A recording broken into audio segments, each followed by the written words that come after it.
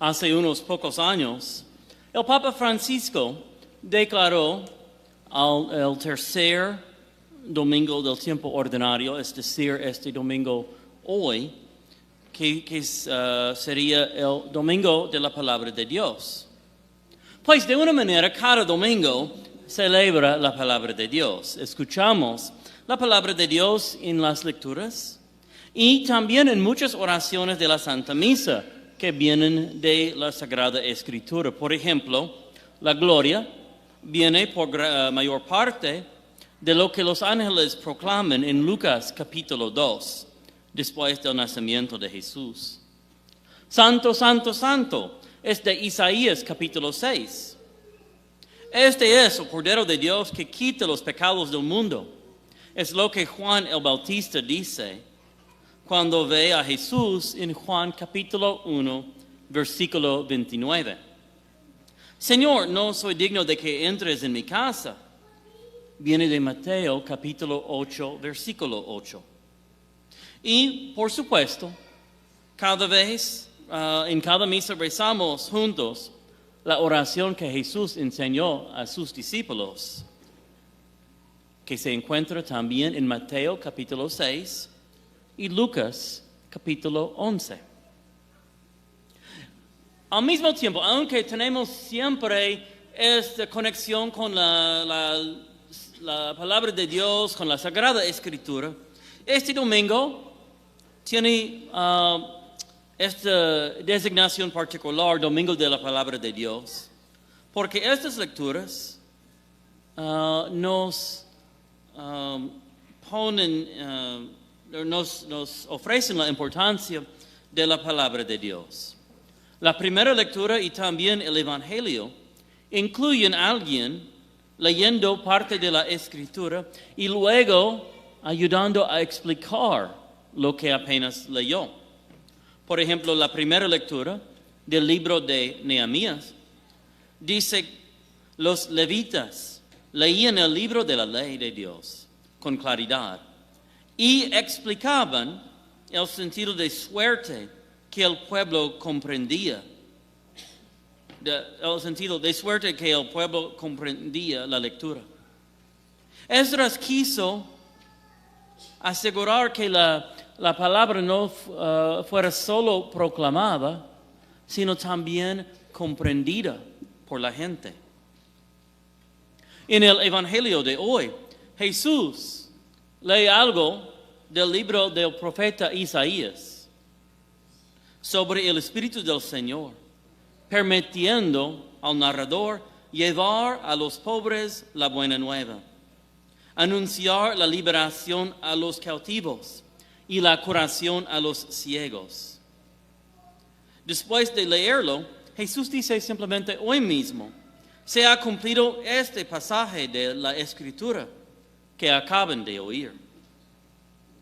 Jesús dice aquí básicamente que Él es el cumplimiento de todas estas profecías del Antiguo Testamento, profecías de un Salvador, de todas las cosas maravillosas que iban a pasar.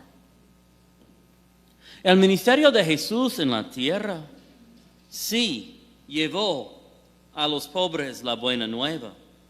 Sí anunció la liberación a los cautivos y la curación a los ciegos. Y proclamó también la libertad de los oprimidos y un año de gracia del Señor. Estas palabras de Isaías describen muy bien los efectos de la vida terrenal de Jesús, efectos en las personas alrededor de Él. Es también importante fijarnos que Jesús no simplemente es el cumplimiento de estas pocas palabras de la Escritura. Es de hecho el cumplimiento de toda la Escritura que vino antes de Él. Así como la Escritura es importante en nuestra fe, no es correcto decir que la cristianidad, no es decir que nuestra fe es una religión del libro. En vez, es más correcto decir que nuestra fe es una religión de la palabra. ¿Qué es la diferencia? ¿No es la misma cosa la palabra y el libro? Las palabras están escritas en el libro, en la Santa Biblia, ¿verdad? Pues sí, las palabras santas de Dios están escritas en la Biblia. Pero cuando hablamos de la palabra de Dios, no estamos en ese momento limitándonos a las palabras imprimidas en la página. Tomen por ejemplo el inicio del Evangelio de San Juan. En el principio era el verbo, la palabra, y el verbo estaba ante Dios y el verbo era verbo era Dios. Juan dice allá que Jesús mismo es la palabra de Dios. Es una manera que decir que Jesús es la encarnación, la existencia en cuerpo de todo lo que Dios quería comunicar de sí mismo durante todos los siglos del Antiguo Testamento. En este domingo de la palabra de Dios, tenemos un buen recuerdo de la importancia de la Sagrada Escritura y un buen recuerdo que la palabra de Dios jamás ha sido destinado a quedarse simplemente en la página. En vez, la palabra de Dios tiene el destino de actualizarse en la vida alrededor de nosotros. Tenemos que sí conocer bien las palabras de la Sagrada Escritura, sin duda.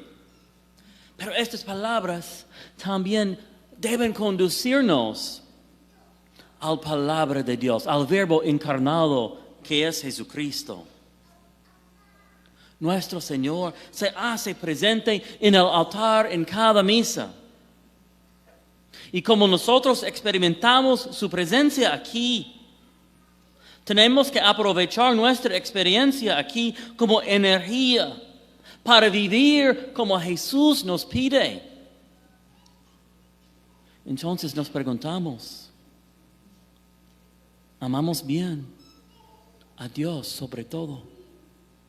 Amo a mi prójimo como a mí mismo. Amo también a mis enemigos. Oro por mis enemigos. Considero frecuentemente a los pobres y cómo los puedo ayudar.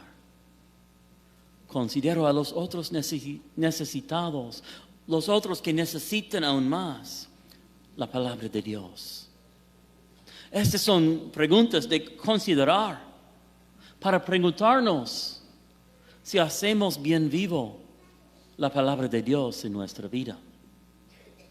Cada vez que venimos a la misa, encontramos aquí la palabra de Dios. Esta es verdad si hablamos de las palabras de la Sagrada Escritura, y también es verdad si hablamos del verbo hecho carne. En celebrar hoy el domingo de la palabra de Dios, podemos apreciar cómo las palabras de la Escritura nos ayudan a conocer al verbo encarnado de Dios, a su palabra, Jesucristo. Y rezamos en que en conocerlo podamos llegar a ser también como Él.